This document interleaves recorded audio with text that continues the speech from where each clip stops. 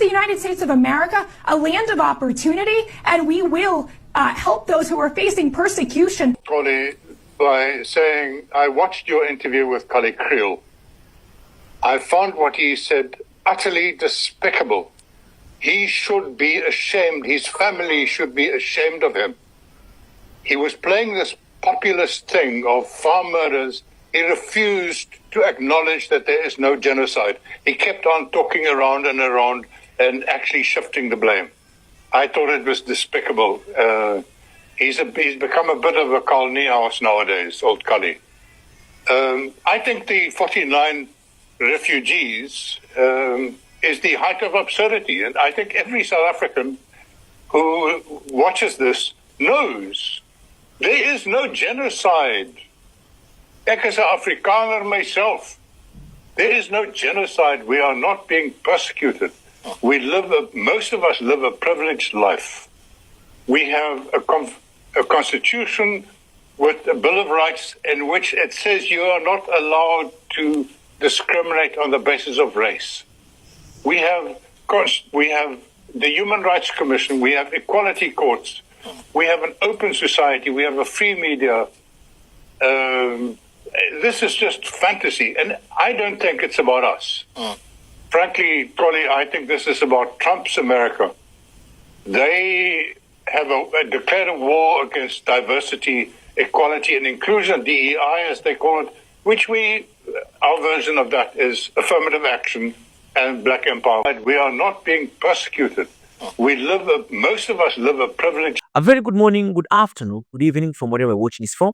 Welcome back to another episode of this YouTube channel, and let's talk about something that slipped under the radar, but it's making airwaves quietly, controversially, and of course, politically. So recently, it came to light that the United States and the Trump administration quietly granted refugee status to a group of 49 South African Afrikaners. Yes, white refugees. Now, that phrase alone sparks confusion for many. Refugees from what exactly? Natural disaster? War? Political persecution? No. So, let us talk about the twist. Many of these individuals claim to be fleeing a so-called genocide in South Africa. But here's where it gets really interesting. Even other white South Africans are pushing back against that narrative. In fact, a white farmer interviewed openly said, there is no genocide. We are not being persecuted. He said it, a white Afrikaner. So why were they granted asylum? Well, in this video today, we're going to unpack everything. The controversy, why some of these refugees are actually political pawns, how claims of cultural compatibility and assimilation are being used to prioritize white refugees over black ones from war-torn regions like Sudan, Congo, and how all these ties back to the deeper issue of race, power, and privilege in immigration. But before we go deeper, I want you to ask yourself this. If black African refugees fleeing actual war, starvation, and political chaos aren't being prioritized, what message is being sent by airlifting white South Africans with no evidence persecution? Tell me in the comments. So guys, let's get into it. Like, comment, subscribe, share, turn on post notifications. I'll be back with further analysis. Individuals have faced discrimination, racial violence, the seizure of their land based on nothing but their skin color alone. This is the United States of America, a land of opportunity, and we will help those who are facing persecution from the government of South Africa. So you clearly are not going to acknowledge there's no genocide in South Africa. What about the genocide in the Congo? Will there be this expedited path available to the Congolese and to the Sudanese who are facing actual genocide? Again, Victor, 8,666 individuals have been granted You asylum. have a specific number on asylum. How many of those are from the Congo or from the Sudan? I'm happy to come back next week and lay out all the single facts, but the fact that you have not addressed the fact that we have helped these individuals who are facing persecution, and you seem to want to whitewash the fact that South Afrikaners are facing persecution, and I can't understand why, and I think a lot of Americans can't understand why, and it's left to believe that it's because of the color of their skin, Victor. So you suggest that I am the one here who is focused on color of skin when the president has let in Afrikaners specifically, and I'm asking how many of those who are actually facing genocide, who are from the Sudan and who are from Congo, who are being let in under some expedited path that the president has created for Afrikaners? I don't know how many times I have to repeat this fact. 8,666 individuals have, if you will let me speak, have You've faced repeated the number. You haven't are given answered the asylum. question.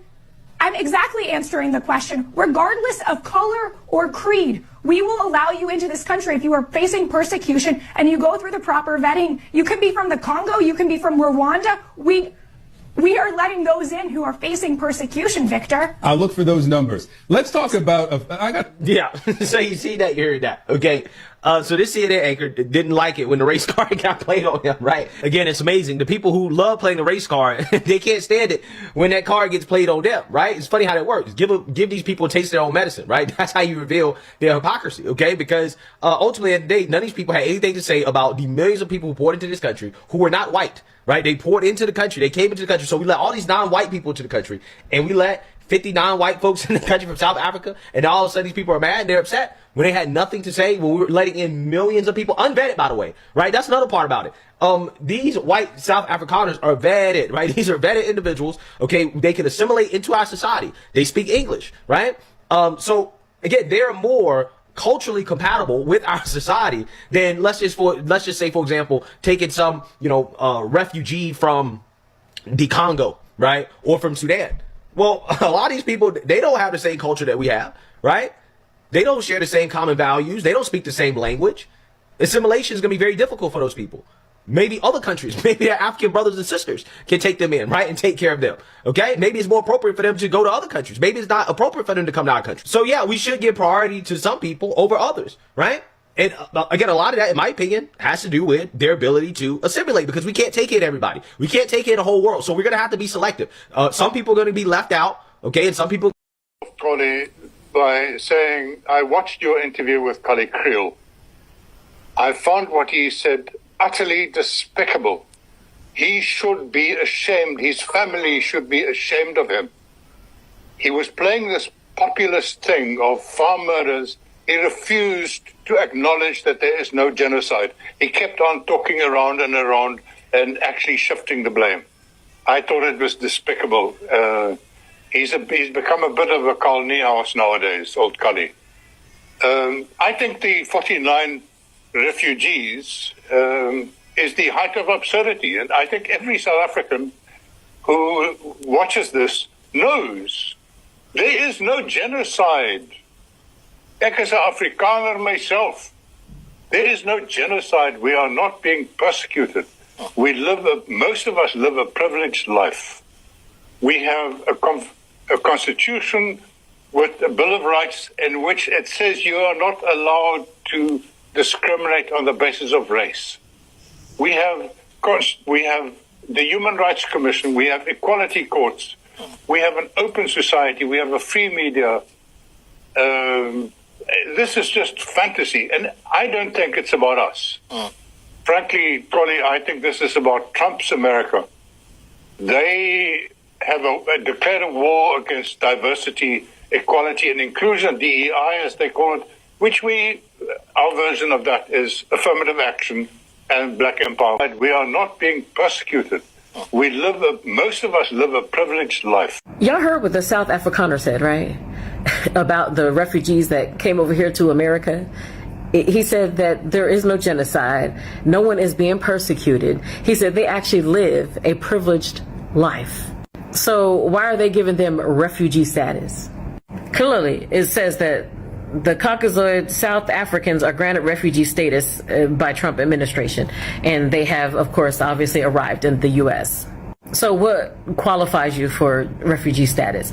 Basically, they're saying you must live outside of your country because you fled, okay, the whatever persecution was going on. Okay, well, we know they're actually originally from Europe, all of them.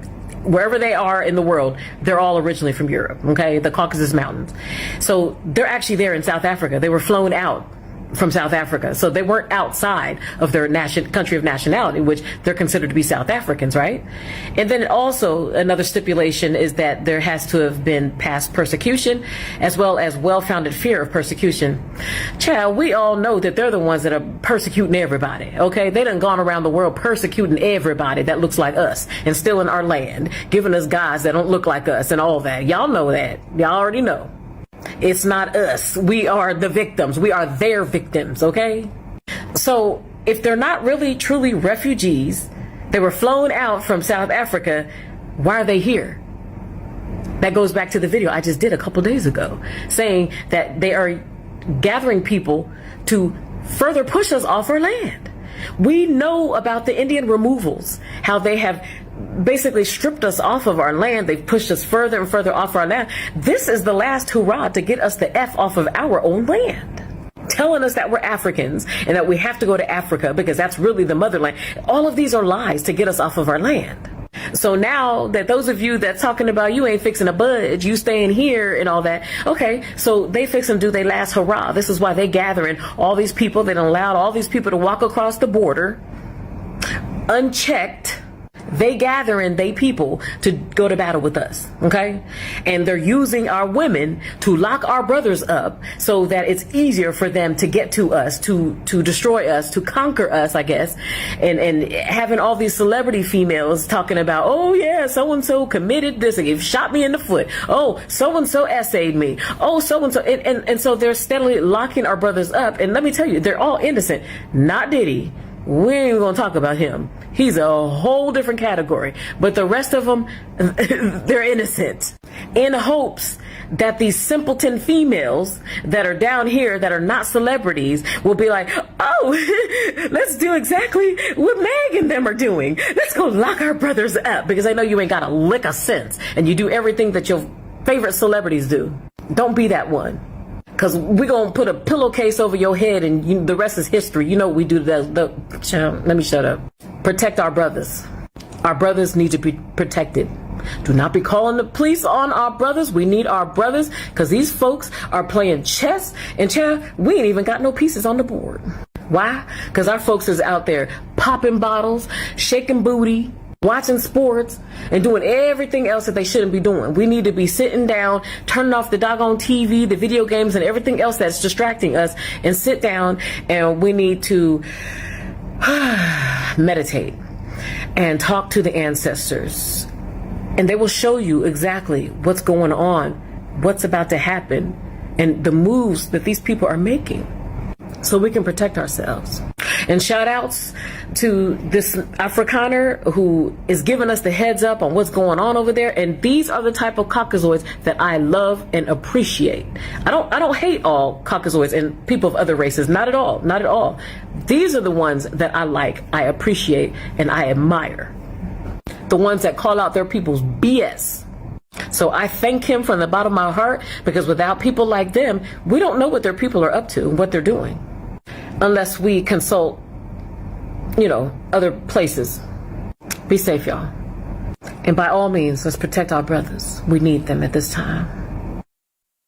Who got refugee status for not liking black neighbors? I know I'm a bit late, but white Afrikaner families, yes, descendants of apartheid architects, were flown to America as refugees because living in a black majority country was apparently too dangerous for them. They were given farms in Texas. Meanwhile, African refugees escaping war, poverty, and persecution are treated like criminals, stuck in camps or drowning in the sea. But sure, the ones who once enforced racial segregation needed saving. Because when power shifts, some people confuse equality with oppression. Anyway, removing those 49 made the continent slightly less toxic. And as they say in South Africa, futsak to them, or in Swahili, kwaheri watu wabaguzi. No complaints here. Guess who got refugee status for not liking? Commented, during apartheid, everything worked. There was law and order. The country was clean. Let's unpack that.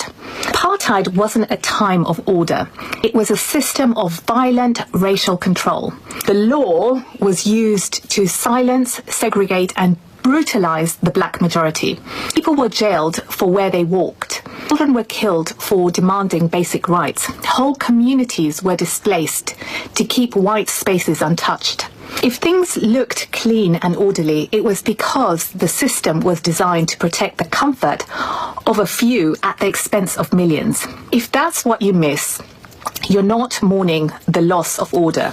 You're mourning the loss of power. Do you know the important differences between a Mexican migrant worker and a South African migrant worker? Let's talk about it. First, let's talk about where they come from. Did you know that Mexican people had half of their land taken by the United States? I'm amazed that people don't know this, but think of every city in the United States, Southwest, that has a Spanish name. That used to be Mexico.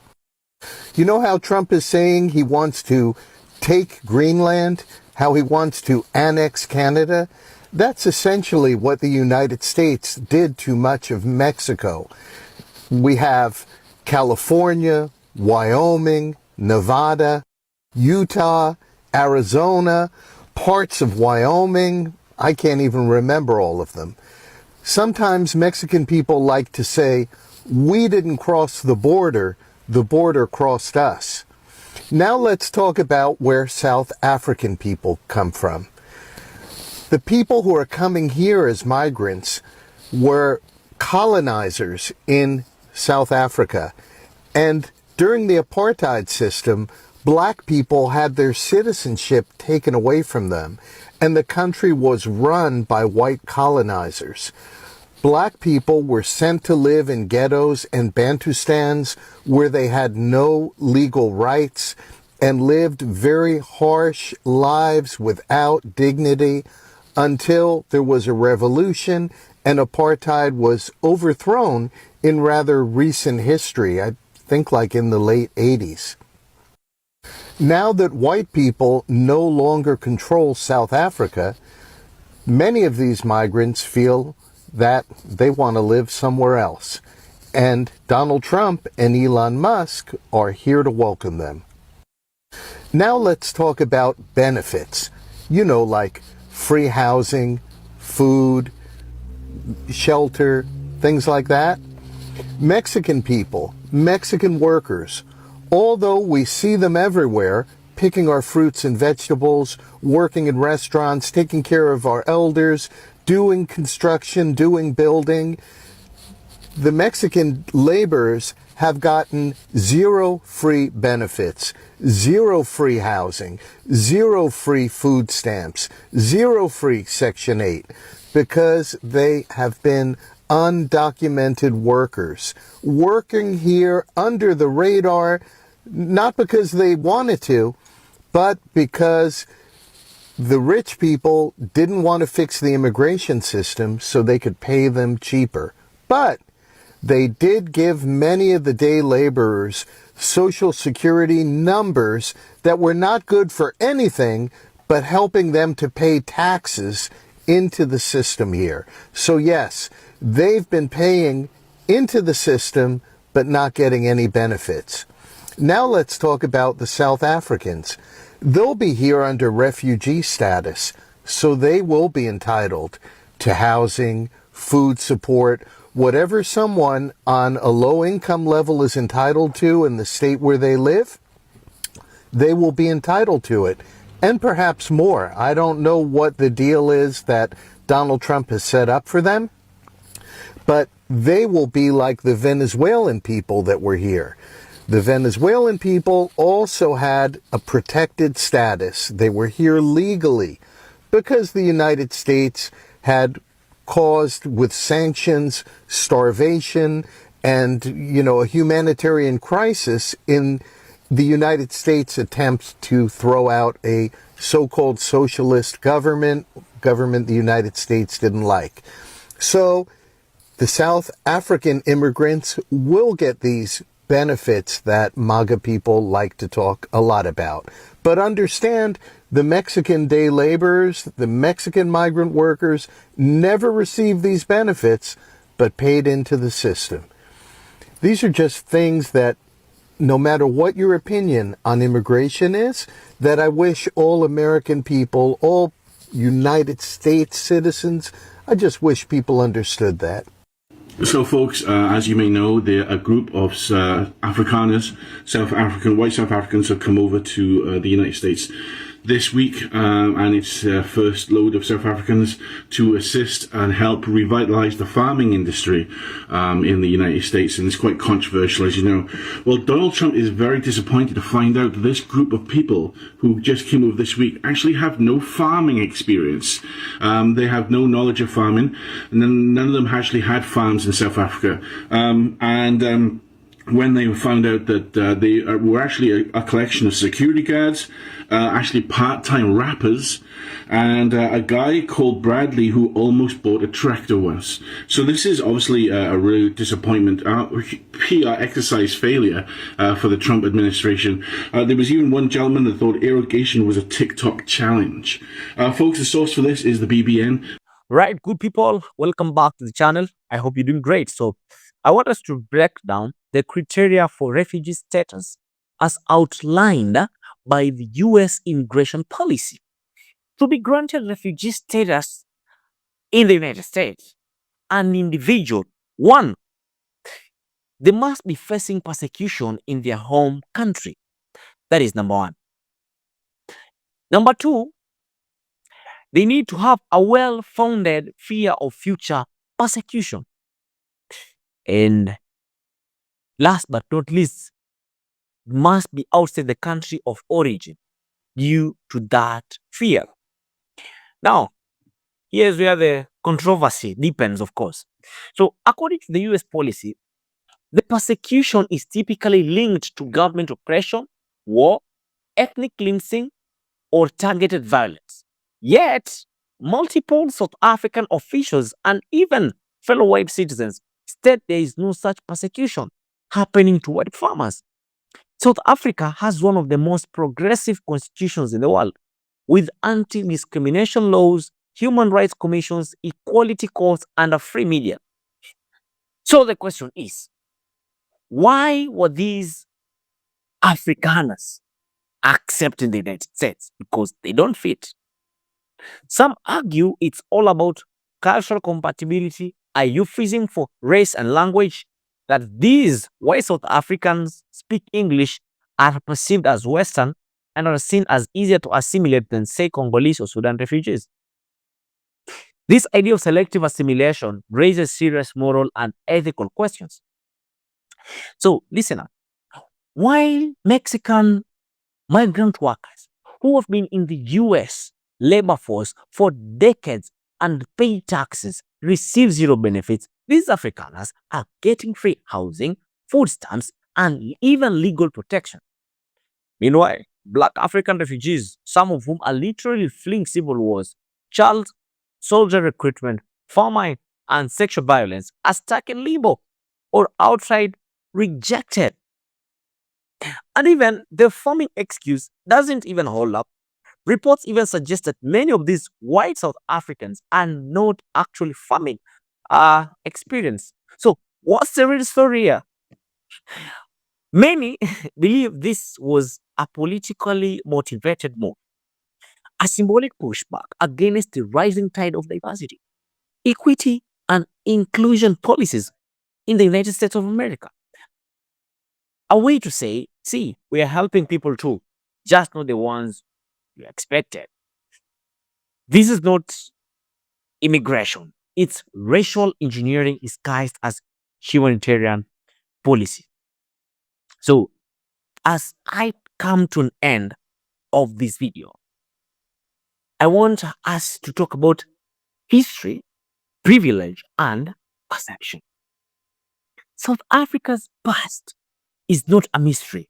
So, remember, during the apartheid, it was a white minority ruled state where Black South Africans were systemically dehumanized, stripped of rights, and brutalized. A Black majority lived as a second-class citizens in their own land, while white South Africans live in comfort, wielded power, and passed racist laws designed to suppress the majority. The apartheid government didn't fall until the year 1994. That was just 30 years ago. Today, many white South Africans still own the majority of farmland. They control significant portions of the economy and benefit from generational wealth built during the time when black South Africans were legally barred from owning land or accessing quality education. Yet now, in the eyes of some US officials, they are the victims. Victims of what? The loss of unchecked privilege, the rise of black leadership in government, or the shifting of economic power? That's not persecution. That's equity in motion. And when equity starts looking like oppression to those who've always benefited from imbalance, that's when narratives like white genocide are weaponized. It's the same playbook we've seen before. We've seen it for ages. It's the same thing. Nothing has changed, of course. They say it's the same forest, but the monkeys are the different for the monkeys are the same. So don't forget, this isn't just an immigration move. It was a message to a specific American base, one concerned about diversity, cultural shifts, and the rise of non-white power in traditionally white spaces. So by flying in white South African families, most of whom don't even meet the qualifications for refugee status, the Trump administration manufactured a symbol into a particular audience. White people from black role, right? We are trying to do this, and I don't think if the unspoken racial anxiety, it's what drives so much policy today. And meanwhile, real victims, black refugees from Congo, South Sudan, Eritrea, are caught in camps, drowned in the Mediterranean, or stuck in bureaucratic nightmares. Their trauma isn't palatable. Their stories don't get folk news coverage.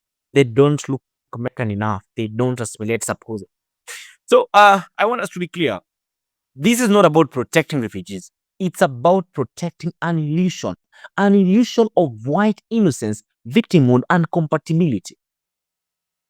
But history sees through illusion, and people are starting to ask serious questions, tough and uncomfortable questions. Who deserves help? Who gets labeled as a threat? Why are some lives seen as more worthy of rescue than others? If we were going to talk about humanitarianism, let's stop about cherry picking who gets to be human and who doesn't get to be human, who deserves help and who doesn't deserve help. Guys, thank you for watching. Thank you for supporting me. If you reached the end of this video, then thumbs up to yourself, big up to yourself. I hope to see you in the next video. Peace out.